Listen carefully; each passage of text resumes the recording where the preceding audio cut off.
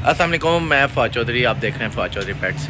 आज मैं आपको इन्फॉर्मेशन देता हूँ कि लाइन कब या लाइन कैसे परचेज़ करना है, कैसे रखना है, उसकी क्या क्या चीज़ें देखनी हैं, क्या डाइट होनी चाहिए और क्या रिक्वायरमेंट्स हैं, क्या चीज़ें। चलें स्टार्ट करते हैं। इस टाइम मेरे पास है लाइन कब। ये देखें, ये इस टाइम लाइन खा रहा है चिकन का कीमा, मतलब मुर्गी का कीमा। देख रहे हैं आप, ये चिकन कच्चा ही होता है, बॉयल नहीं करते इसको, क्योंकि शेर की डाइट हमेशा ये गोश्त ही है, लेकिन वो बॉयल करके जब हम देते हैं किसी भी जानवर को, वाइल्ड पेट को, किसी को भी जब हम बॉयल करके देंगे चिकन, बीफ या कोई भी मीट, तो उसको कोई ना कोई साइड इफ़ेक्ट लाजमी होगा। या तो उसको कोई लेग्स इशू आ जाएगा या कुछ आ जाएगा। मैंने ऐसे 2-3 एक्सपीरियंस देखे हुए हैं, जो 2-3 लोगों से मैंने शेयर परचेज़ किए, उनके पास ऐसे ही लाइन मौजूद थे, जो वो बॉयल करके उसे चिकन देते थे तो उसको कोई ना कोई उसका इफेक्ट था। तो इसलिए हमेशा लाइन्स को कच्चा ही गोश्त देना चाहिए, बॉयल नहीं करना चाहिए। हमारे जहनों में ये है कि हम कच्चा देंगे तो हमें खा जाएगा, पका कर देंगे तो नहीं खाएगा।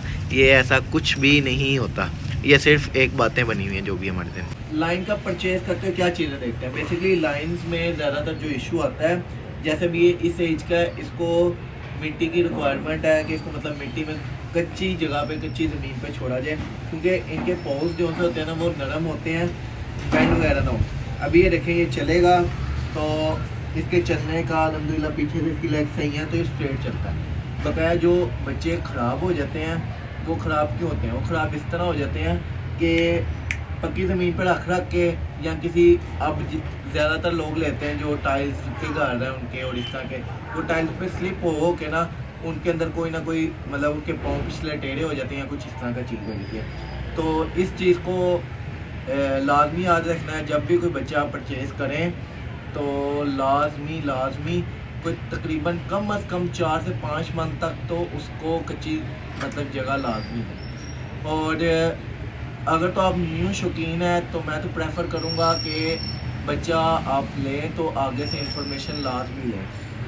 मैं अपने पास जितने भी लाइन्स कप होते हैं उनको तकरीबन 45-50 डेज़ 55 डेज़ तक मदर फीड पे रखता हूँ, उसके बाद मतलब या मिल्क पे रखता हूँ, उसके बाद मैं कीमा शुरू कर देता हूँ। अभी जैसा कि ये भी सिर्फ 2 मंथ्स का है तो इसको मतलब आधा केजी से थोड़ा सा कम कीमा वो आपके सामने भी फीड कराया, और इस तरह आहिस्ता बढ़ता जाता है। लाइन कप परचेज़ कहाँ से करना है? लाइन कप आपने हमेशा परचेज़ करना है किसी फार्मर से। लाइन कप आपने कभी किसी डीलर से नहीं परचेज़ करना। उसके फार्मर से परचेज़ करने के 2 से 3 बेनिफिट हैं। फार्मर से परचेज़ करने के बेनिफिट ये हैं कि अगर आप फार्मर से परचेज़ करेंगे, एक तो आपको इसके मदर पेरेंट्स की आइडिया होगा कि मदर पेरेंट्स कैसे हैं, क्या हैं। दूसरा, आपको बच्चे की पता होगा कि यार फार्मर से लिया है, फार्मर कभी इस तरह नहीं करते कि चीज़ ख़राब हो बता दें, वो अगर ख़राब हुई तो कुछ भी आपको लाजमी बता देंगे कि इस बच्चे में ये इशू है या इसका ये थोड़ा सा फॉल्ट है, वो हो जाएगा इंशाल्लाह। अब आपने दूसरा फार्मर से लेने का बेनिफिट क्या? आप फार्मर से लेंगे, वो अपना ब्रीडिंग फार्म का लेटर आपको लाजमी देगा। कि ब्रीडिंग फार्म का लेटर में क्या होगा कि जैसे मिसाल के तौर पे मेरा नाम फवाद है, आपको एक फार्मर देता है मुझे ये लाइन का, वो लिखेगा अपने ब्रीडिंग फार्म, उसका जिस नाम का ब्रीडिंग फार्म बना होगा उसके लेटर पे लिख के देगा कि मैं ये फवाद को बच्चा सेल करता हूँ, कुछ भी वो इस तरह का लिख के वो मेरे CNI सही नंबर वगैरह सब कुछ कर देगा, तो मेरा वो सब कुछ ना इस तरह लिख के दे देगा। इसलिए आपने हमेशा खरीदना फार्मर से। दूसरी बात यह है कि लाइन परचेज़ करते जाते हैं, जब आपके पास 5 से 6 मंथ का हो गया, कोशिश करें जितने ज़्यादा से ज़्यादा लोग उसको प्यार करें, उसको जितना ज़्यादा टाइम दे दें, क्योंकि जब 5 से 6 मंथ का हो जाता है तब जितना कम टाइम देंगे उतना वो अग्रेसिव होगा, उतना वो करेगा, और जितना ज़्यादा टाइम देंगे उतना ही वो टेम होगा। अब रही बात लाइन या ये वाइल्ड पेट जोन्स है, बिग कैट्स, ये वाइल्ड होती हैं, टेम होती तो वाइल्ड है यार। जब आप इनको कैप्टिविटी में टेम करके पालते हैं तो मैं इस चीज़ की तो श्योरिटी देता हूँ कि आप अपने आप को कुछ समझो ना, और बस प्यार से उसका मतलब कि कुछ अपने आप को ये नहीं कि अब 6 महीने साल 2 साल बच्चा रखा है, आपको उसने कभी कुछ कहा ही नहीं, आप उससे बिला खौफ कर दो। जहाँ उस अग्रेसिव जहाँ पे भी थोड़ा सा शो कर रहा है, आप बच्चे से हटते हैं, आप उस बच्चे के करीब ना जाएँ, आप उस जानवर के करीब ना जाएँ। देखें, हमारा मूड भी ख़राब होता है ना, हम भी किसी को करीब आएंगे तो हम उसके साथ लड़ते हैं ना कोई, इसी तरह वो भी जंगली जानवर है, वो अपने थोड़ा सा अग्रेसिव शो करते हैं। आप लोग कहते नहीं यार ये चीज़ ही क्या मैंने पाला है, तो तब ही नुकसान होता है। मेरे पास ऐसे बहुत सी एग्जाम्पल्स हैं जिन्होंने काफ़ी सालों से शेर रखे हुए हैं, कभी आज तक एक भी नाखून नहीं लगा। और मेरे पास ऐसी भी एग्जाम्पल है जिन्होंने उससे पहले भी शेर रखे हैं, उनने बहुत बहुत बड़े नुकसान हुए हैं। वो कहाँ हुए हैं जब वो कर लेते हैं मैं तो चीज़ ही बोल पाई।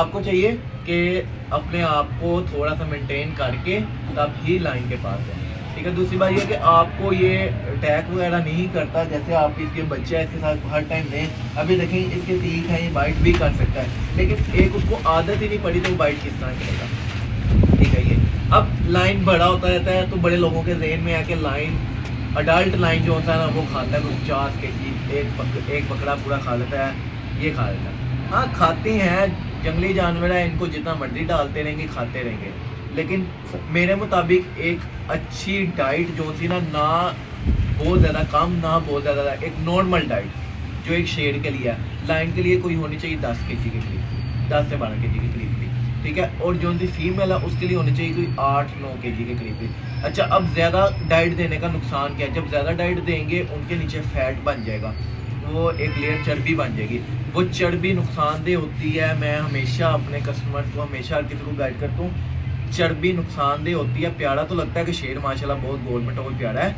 लेकिन वो सिर्फ आर्टिफिशियल शेर आ जाता है, वो ब्रीडिंग वगैरह ये चीज़ें नहीं कर सकता। हाँ और इससे कम करेंगे वो कमज़ोर हो जाएगा, कमज़ोर भी नहीं करना, वो भी फिर अजीब लगेगा। एक नॉर्मल डाइट ये है, इसमें उस शेर की कोई हड्डियाँ वगैरह नहीं नज़र आती, शेर प्रॉपर हेल्दी नज़र आता है। और हफ्ते में एक दिन लाजमी जो मर्जी हो जाए शेर को नागा दिया करें। हम इनको जैसे कि आपके सामने भी बताया कि चिकन दे रहे हैं बगैर बॉयल के या इस तरह, तो इनका डाइजेस्टिव सिस्टम मेंटेन करने के लिए, इनका इम्यून सिस्टम बेस्ट करने के लिए हमें एक दिन लाजमी नागा देना चाहिए। वो होता क्या, जिस दिन हम नागा देते हैं वो पुरानी जितनी डाइट होती है वो डाइजेस्ट करते हैं, वो फर्स्ट पास करते हैं, फिर हम न्यू डाइट वो अपनी न्यू डाइट के लिए तैयार होते हैं, एक्टिव ज़्यादा होते हैं। इसलिए वो एक दिन जब नागा देते हैं ना वो उसकी हेल्थ को ज़्यादा बेहतर बना देता है। अब बहुत से लोग हैं जो डी क्लो कर देते हैं, मतलब डी क्लो मुराद इनके नाखून निकलवा देते हैं शेरों के। पहली बात तो ये कि पाकिस्तान में मना है, ये बैन है किस्म का, तो फिर भी वो कोई डॉक्टर्स को कार करा के ना करवा देते हैं, ठीक है। मैं उस चीज़ को प्रेफर नहीं करूँगा। एक जानवर की जब एक चीज़ निकल आती है ना, नाखून निकल आता है, आपके हाथ से नाखून निकाल दें कि यार आप इस नाखून से किसी को नुकसान पहुंचा सकते हो, पहुंचा तो सकता है कोई भी, लेकिन यही आप नाखून का सही तरह इस्तेमाल करें, आप किसी को नुकसान नहीं पहुंचाते। और ऐसे इस शेरों के मसाले हैं कि वो कभी भी बाइट नहीं करते, कभी भी नाखून नहीं निकालते। आपने टाइम दिया होगा, शेर कभी भी नाखून नहीं निकालेगा, उनको एक आदत ही ख़त्म हो जाती है कि आपने मालिक हैं किसी के ऊपर नाखून निकालने की, तो नाखून नहीं निकलवाने चाहिए।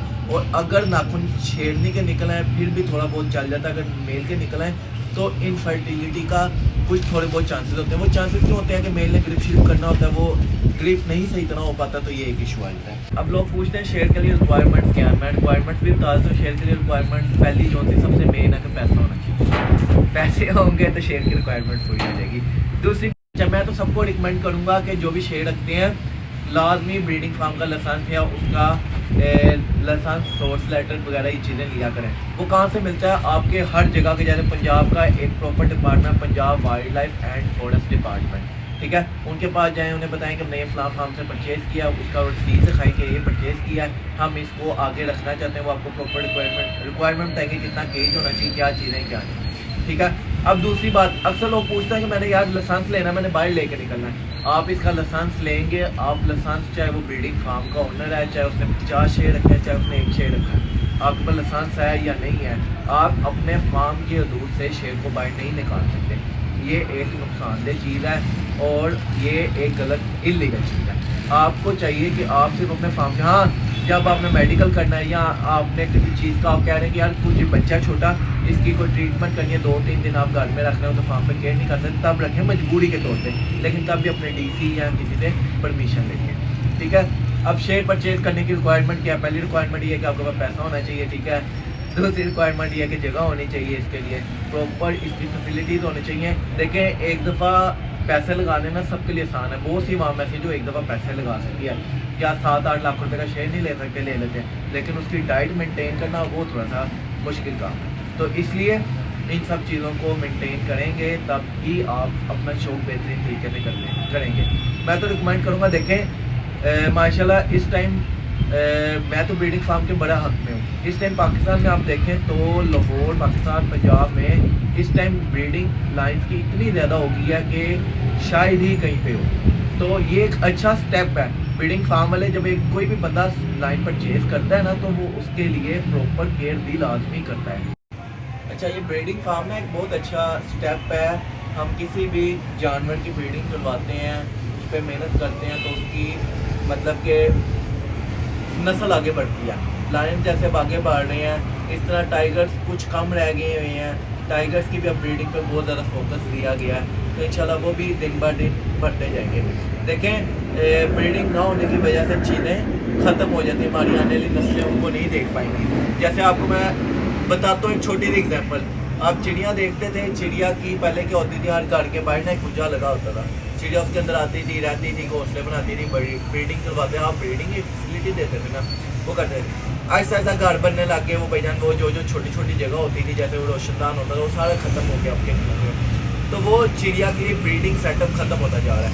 और दूसरे चीलें, ये चीज़ें उसको मारती हैं, क्योंकि चीले हो गए, कबे हो गए, जब वो अटैक करते हैं तो होता क्या कि चीलें कुछ मार जाती हैं, कुछ अपनी ब्रीडिंग नहीं सही तरह कर पाती। इस वजह से अब आप पंजाब में देखें ना, तो मेरे मुताबिक पंजाब में मैं तो इन चीज़ों को तरस गया हूँ कि यार शायद हमें चिड़िया की सुबह उठते हुए बातें नजर आए। तो इंशाल्लाह मेरी कोशिश तो बड़ी है कि मैं इस पर प्रॉपर एक प्रोग्राम, प्रॉपर इस पर एक फैसिलिटी या इसकी प्रॉपर ब्रीडिंग शुरू करवाऊँगा।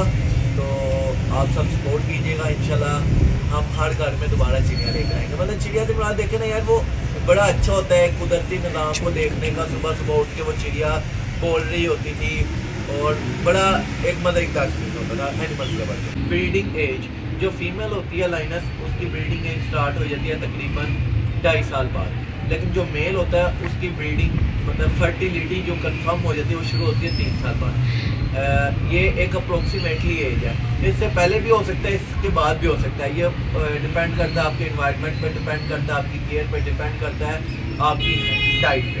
ठीक है, अब ये देखिए ये बेचारा सो रहा है और जो आपके बारे में बता रहा हूँ सबको। अच्छा, इसके अलावा कोई बात मेरे से मिस हो गई हो या किसी को मज़ीद इन्फॉर्मेशन चाहिए हो तो वो कमेंट करें, मैं इंशाल्लाह उस पर भी लाजमी वीडियो बना दूँगा उस इन्फॉर्मेशन पे। बकाया मैं अपना नंबर भी मेंशन कर देता हूँ कि किसी को लाइन का परचेज़ करना है, लाइन परचेज़ करना है या कोई भी हेल्दी पेट एनिमल परचेज़ करना है तो वो मेरे से रब्ता कर सकता है। नंबर है 0321168471। डिस्क्रिप्शन में भी मैं अपना नंबर लिख देता हूँ। तो उम्मीद करता हूँ इंशाल्लाह मुलाकात होगी नेक्स्ट वीडियो।